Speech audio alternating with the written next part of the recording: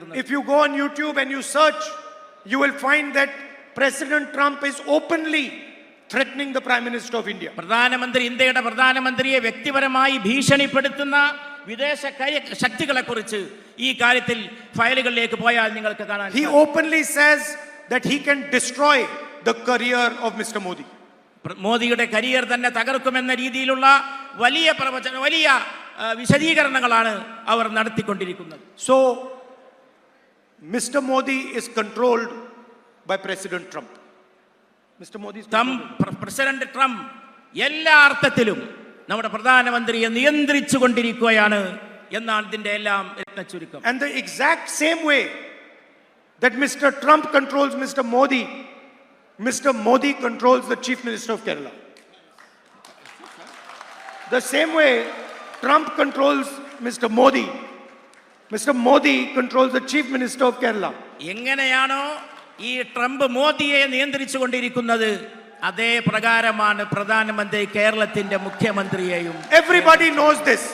ഇതിന്റെ കാരണം എന്തെന്ന് ഞാൻ നിങ്ങളോട് പറയാം. In fact, if you seriously go and ask workers of the CPM this question, they will admit that what I am saying is correct.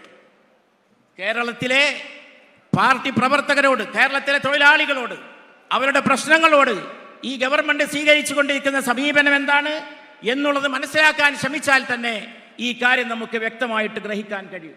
I want to understand why the CBI and the ED take action against opposition politicians but do not take action against the Chief Minister of Kerala or the politicians of Kerala. കൂട്ടരും കേന്ദ്ര ഗവൺമെന്റിന്റെ ഏജൻസികൾ ഇവിടുത്തെ UDFന്റെ നേതാക്കന്മാർക്കും പ്രവർത്തകന്മാർക്കുമെതിരെ നീങ്ങുമ്പോൾ എന്തുകൊണ്ടാണ് മുഖ്യമന്ത്രിക്കും കൂട്ടർക്കുമെതിരെ നീങ്ങാൻ അവർ മുന്നോട്ട് വരാത്തത് എന്നുള്ളതും ഈ അവസരത്തിൽ I've got 36 cases on me.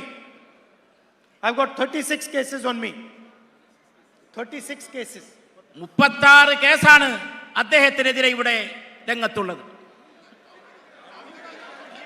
36 കേസാണ് ഈ രാജ്യത്ത് എനിക്കെതിരെ ഇതിനകം അവർ എടുത്തിട്ടുള്ളത്. I have been interrogated by the ED for 55 hours continuously. 55 മണിക്കൂർ ദീർഘമായ സമയം എന്നെ ഇരുത്തി വിചാരണ ചെയ്യാനും ഈ ED തയ്യാറായിട്ടുണ്ട്. Why has the ED taken no action on the Chief Minister of Kerala and his family? എന്തുകൊണ്ടാണ് ED മുഖ്യമന്ത്രിക്കും കുടുംബത്തിനുമെതിരെ അനങ്ങാപ്പാറ നയത്തോടെ ഒരു നടപടിയും എടുക്കാതെ ഇരിക്കുന്നത്? And the reason is that they are working together. കാരണം വളരെ വ്യക്തമാണ്, അവർ ഒന്നിച്ച് ചേർന്നുകൊണ്ടാണ് പ്രവർത്തിച്ചു കൊണ്ടിരിക്കുന്നത് എന്നുള്ളതാണ് കാരണം. In fact, in Kerala, it is not the CPM and the BJP. കേരളത്തെ സംബന്ധിച്ച് പ്രശ്നം CPI BJP എന്നതല്ല, it is the CJP. അത് CJP എന്നുള്ളതാണ്.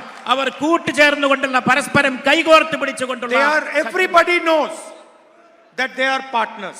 അവർക്ക് എല്ലാവർക്കും അറിയാം അവർ ഘടകകക്ഷികളെ പോലെയാണ്. And everybody knows that they are working together in Kerala to defeat the UDF.